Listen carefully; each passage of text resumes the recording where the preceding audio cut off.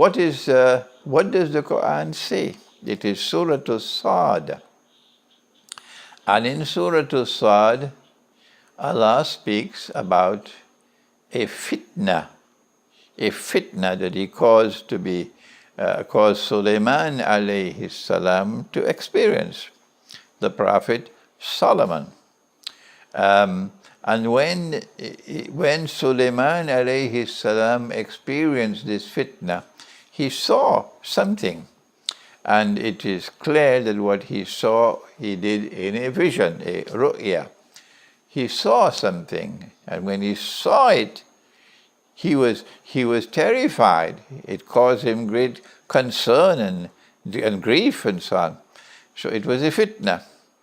And then he responded with a dua to Allah. Now let's go to that verse. بعد أعوذ بالله من الشيطان الرجيم ولقد فتنا سليمان وألقينا على كرسيه جسد ثم أناب. And we caused Sulaiman alayhi salam to experience a fitna. We tested him, we tried him, we caused him to experience something which caused him grief. And when he saw what we caused him to see, he turned to Allah penitently. What did Sulaiman alayhi salam see? وَأَلْقَيْنَا, and we cast, we caused to be placed, we cast عَلَى كُرْسِيهِ, on his kursi. For us, kursi is a chair. But for a king, a ruler, you don't say that he has a kursi, you say he has a throne. So we are talking now about the holy state. The holy state, which Allah caused Dawood alayhi salam to establish, the Prophet David. And Allah appointed him as Khalifa of that state. Khalifa, divinely appointed Khalifa or ruler of the state, the holy state. What's the name of that holy state? The Qur'an does not give it a name. The Hadith does not give it a name. The people who lived in that state were the Israelite people. Banu Israel. Did you hear what I said? Let me repeat it. They were not Americans or Germans or Chinese. The people who lived in that state were Banu Israel, the Israelite people. And so the name which has come down in history for that state, which is given by the Israelite people, is the Holy State of Israel. Why should I not accept that name? What's wrong with it? I can't understand. You have objections to that name, that's your problem, not mine. So he is appointed as the Khalifa, the divinely appointed ruler, to govern or to rule over the holy state, which has come to be known as the Holy State of Israel. But it's the holy state established by Nabi Dawood alayhi salam. And Allah caused that state to become powerful. وَشَدَدْنَا, He caused it to become very powerful. And then Nabi Sulaiman alayhi salam, his son, inherited that state. And when he inherited that state, it became a ruling state in the world. That is essentially the meaning of the part of the meaning of the encounter with Saba, the queen of Saba. That Suleiman's state, the holy state of Israel, had become a ruling state in the world, in the sense that no rival could overpower it, or no combination of rivals could overpower it, could challenge it. That's a ruling state. Not that he has to rule every square inch of Chicago, downtown Chicago. No, not at all. So when Allah says that we cast on His kursi, we are talking very plainly and very clearly and without the shadow of a doubt that we're talking about the throne of Sulaiman alayhi salam, the throne which he occupies, on which he symbolizes his rule over the holy state of Israel. You differ with me? You have another opinion? Well, go ahead. Let's hear what you have to say. And my critics have anything I say, they have a different view. Well, then go ahead and expose your view and explain your view and broadcast your view and go ahead, whatever you want to do. But we're moving on. وَأَلْقَيْنَا عَلَى كُرْسِيهِ جَسَد ثُمَّ أَنَبْ. Allah says, we cast on His throne a jasad. A jasad. And when He saw the jasad, this is a vision, when He saw the jasad, He was so terrified, it caused Him such grief and such concern that He immediately turned towards Allah penitently to ask Allah something, to make a dua. قَالَ رَبِّ اغْفِرْ لِي. When you want to ask Allah for something, the sunnah is to first seek forgiveness. This is the sunnah of Nabi Sulaiman alayhi salam. So first of all, he begins by asking Allah for forgiveness before asking for what he wants. قَالَ رَبِّ اغْفِرْ لِي وَهَبْ لِي مُلْكًا لَا يَنبَغِي لِأَحَدٍ مِّن بَعْدِي إِنَّكَ أَنْتَ الْوَهَّابُ. You, O Allah, you are the one who ordains, who gives. And I'm asking you, Allah, to grant me a kingdom, this holy state of Israel, that none can, it cannot belong to any after me. It cannot belong to any after me. In other words, the holy state which was established by Nabi Dawood alayhi salam. Are you listening to me in Iran? The holy state which was established by Nabi Dawood alayhi salam, the Prophet David, and over which Allah appointed Nabi Dawood alayhi salam as Khalifa, divinely appointed Khalifa or Imam. That holy state which Sulaiman alayhi salam inherited, that holy state, he is now asking Allah that it should end with me. That none can inherit it after me. So after Sulaiman alayhi salam, there is no longer a Khalifa. No longer a Khalifa, no longer a holy state. It ended with him. It ended with him. None can inherit that holy state after him. Why did he make this dua? What is that jasad that he saw on his throne? Number one, if you want to know what is a jasad, you got to go to the Qur'an. Yes. And in the Qur'an, we recall that when Nabi Musa alayhi salam took Banu Israel across the Red Sea, you remember?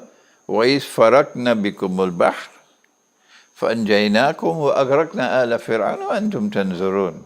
We parted this sea and you were able to pass across the sea to safety in Sinai. Sinai being the desert, not a hospital in Manhattan. And when Pharaoh and his army attempted to cross, the waters came down and they were drowned. So now we are in Sinai.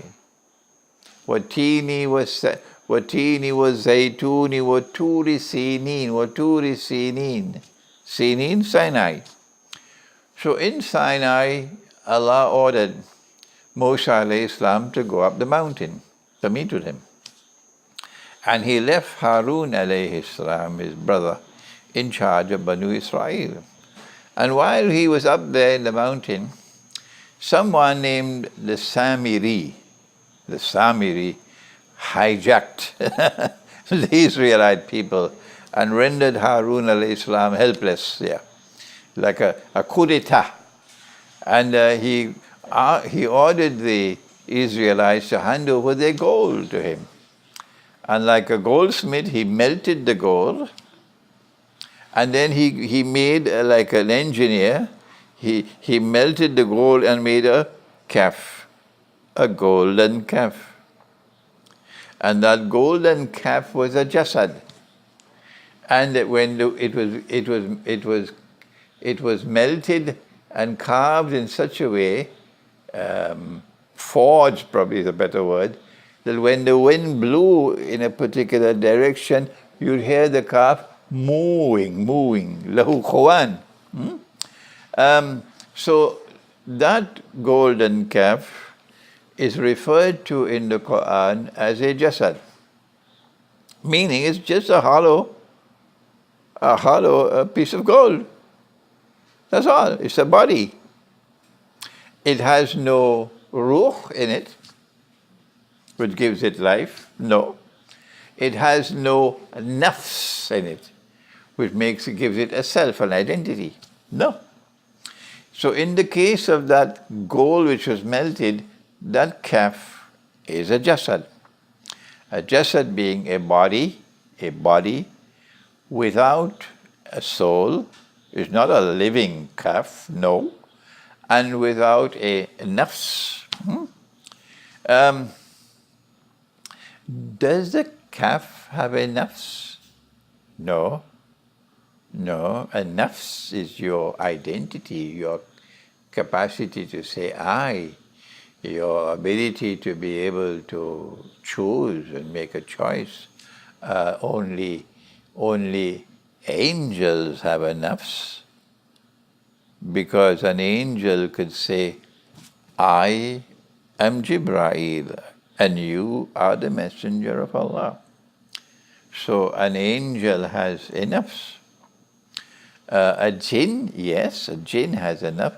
Angels are created from light, and jinn are created from smokeless fire, jinn.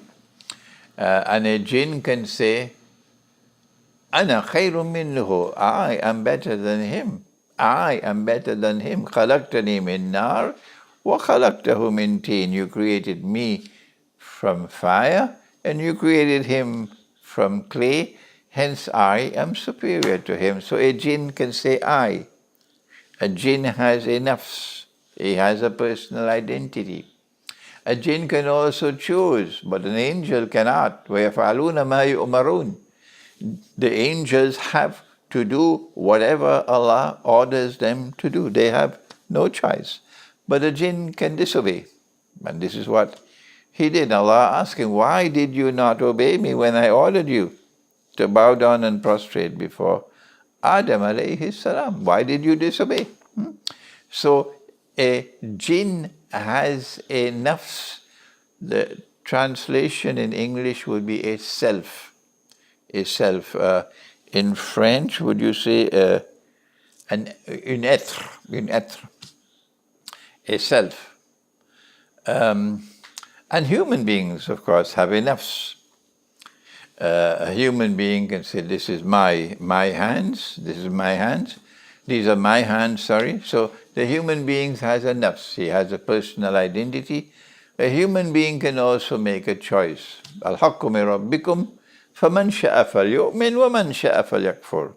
The truth has come from your Lord and you have the freedom to choose. You could choose to either accept it or to reject it. So a human being has a nafs, but animals don't have a nafs. No. The calf does not have a nafs, but they do have a ruh, which gives them life. And when that ruh is removed, they die. The animals die. So this jasad that the Samiri forged from gold is just a body. without a soul, without a ruh. So what is that jasad on the throne of Sulaiman alayhi salam? Meaning someone who appears as a human being, but it's only a body. If you want to sit on the throne, you have to be a human being. And the purpose of your sitting on the throne is because you clearly intend to rule over the holy state of Israel. So it has to be a human being. It cannot be a cow, it cannot be a horse, can it? No. Nabi Sulaiman alayhi salam interprets what he saw on the throne. A human being on the throne who wants to rule over holy Israel. That's right. So in this case, the jasad would be a body of a human being. This is my logical deduction. If you differ with me, let me hear your views. What is the jasad? Nabi Sulaiman alayhi salam, we will see in the dua which is coming now, we will see that Nabi Sulaiman alayhi salam understood that that jasad who is sitting on his throne wants to rule over his state, holy Israel. That's right. So that jasad has to be in a human form, a human being, not a horse, not a calf or a cow, no. So the jasad that he saw would be a human body, but without a ruh, and a human body without a nafs, without a self. This jasad wants to rule over the holy state of Israel. How do we know that? Why?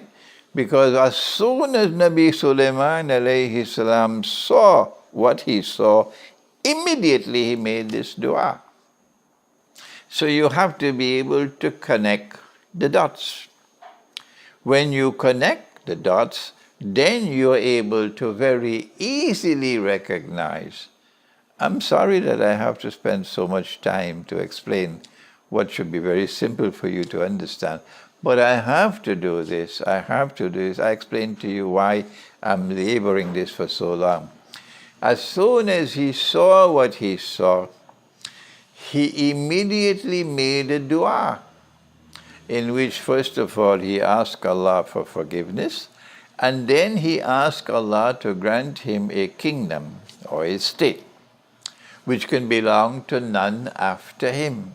Hence cannot belong to the jasad. Cannot belong to the jasad. That is why he made the dua. So who is that jasad? Answer, the jasad who he saw sitting on his throne has to be someone who in Akhirul Zaman would want to inherit the holy state of Israel, who would want to rule over holy Israel. Who can it be?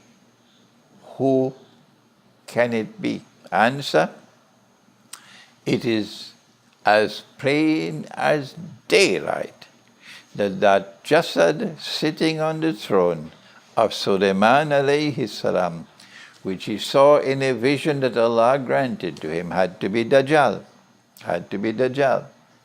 Dajjal wants to rule over holy Israel, so that sitting in Jerusalem on the throne of Nabi Dawood and Nabi Sulaiman alayhi salam over a holy state of Israel that he claims is holy Israel, but it's not. No, it will be a bogus state, because holy Israel cannot be restored. That fellow wants to claim that he is the Messiah. And in order to claim that he is the Messiah or Al-Masih, and get the Jews to accept his claim that he is the Messiah, he has to rule over what would appear to be holy Israel.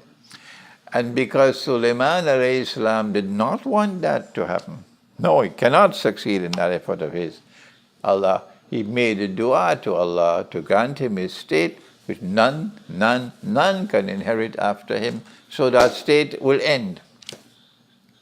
The state which was established by Dawood alayhi salam and over which he was appointed as divinely appointed Khalifa, and over which his son Sulaiman alayhi salam ruled, that state came to an end, never to be revived. Are you listening in Iran? That state came to an end. No more Khalifa appointed by Allah. None. What followed after that is another state of Israel, not the holy state of Sulaiman alayhi salam.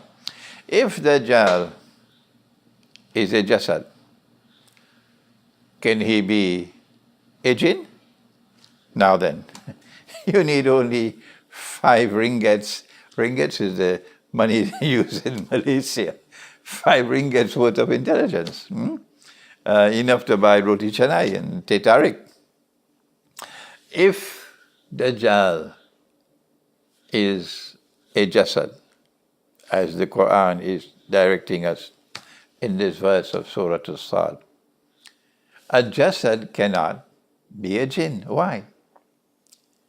A jinn has a ruh. Allah breathed it into the human beings. Allah breathed it into the jinn. Allah breathed it into the angels. They have ruh. That's how they have life. And in addition to that, a jinn has a nafs. A jinn has a nafs. And so Allah has given to the jinn, through his nafs, the capacity to choose, a self-directed will. Yes. So a jinn can choose. And if the jinn chooses the path of faith, then the jinn would be Muslim. And if the jinn chooses the path of rejection of faith, then the jinn would be a shaitan. And the plural of shaitan is shayateen. Dajjal cannot be a jinn because he's just a jasad. So then how does he speak? How does he act? How does he move? How does he pursue his mission of impersonation of the true Messiah? Answer, he does it because he's externally programmed. Today there's a term called artificial intelligence, where you can externally program a robot, for example, to behave in a certain way. Artificial intelligence. So Allah created Dajjal and Allah programmed Dajjal. And whatever Dajjal does, all his actions, all his conduct, everything that he speaks, he does so not on his own accord, because he does not have any ruh, he does not have any nafs. No. Everything he does on the basis of programming, divine programming. So, excuse me, Jordan, no, Dajjal is not a jinn. And Dajjal is not the son of Iblis. I hope that I have settled the issue. Why did I have to spend so much time on this subject? The reason for this is, and I am not boasting, no, anyone who boasts in the world of knowledge, guess what happens? Allah takes away your knowledge from you, that's right. Allah takes away your knowledge from you if you boast. So no, I'm not boasting. If you turn to all the books of tafsir, that we are able to put our hands on, you will find that no one in the history of the revelation, since the revelation of the Qur'an, no one has ever explained or interpreted the Jasad in Surah Al-Sad to be Dajjal. It is Allah's kindness to me. I don't deserve this honor. I am the first to declare I don't deserve it. But Allah, in His kindness and in His wisdom, has allowed me to give this interpretation for the first time. And since it is being given for the first time, and it's an interpretation, we have to be humble and say, Allah knows best. Only Allah does not make mistakes. Although I was in New York and I used to give the khutbah at the United Nations in Manhattan once a month, for a whole 10 years. And they'll always warn me, Sheikh Imran, you can't come in the United Nations and blast the United Nations like this. They will take away the hall from us. Every month they will warn me and warn me and warn me and warn me. But I continued seeing. And the head of the Arabic Translation Bureau at the United Nations was a Palestinian. I won't mention his name. I don't know if he's still alive now. Very fine man. So he made me laugh. He said, there are only two people who don't make mistakes, Allah and the Queen of England. The Queen of England says she's infallible. She doesn't make mistakes. Anyhow, that's a little joke or that. So we say Allah knows best. We have given this interpretation of the Jasad, and we are convinced that it is correct. Otherwise, we will not teach it to you. We will not explain it to you, unless we are convinced that it is correct. But because this is the first time since the Qur'an was revealed, that the Qur'an is being used in this way, that this explanation is being offered. And this is why it was necessary for me to devote so much time to try to explain the subject slowly and easily, that no, Dajjal is not a jinn, and Dajjal is not the son of Iblis. That's not true. Since Dajjal is only a Jasad, will Allah judge a Jasad on Judgment Day? Huh? No. The only way you will stand before Allah for judgment on Judgment Day, to be judged, is if you have a nafs, a self, and with that self you have freedom to choose, a self-directed will. Then, when you choose to act in this way or in that way, you'll have responsibility for your action. Then it's called, in ethical language, it's called conduct. Behavior which is ethically evaluated is called conduct. This is moral philosophy. Alhamdulillah, I was able to do my master's degree in philosophy at the University of Karachi. So, Dajjal does not have conduct. No. Dajjal cannot choose between truth and falsehood and decide to choose falsehood instead of truth. No. Dajjal does not have a self-directed will. A Jasad does not have that. No. Dajjal is just a body without a soul and without a self. And I've been saying for how many, 15 years now, that Dajjal will not be tried by Allah on Judgment Day. For judgment, no. And sent to Jannah or Jahannam? No. When Nabi Isa alayhi salam kills Dajjal, as we are told in the hadith he would be killed, then that will be the end of Dajjal. That's the end of Dajjal. Nothing more you'll hear about him. He will pass into non-existence.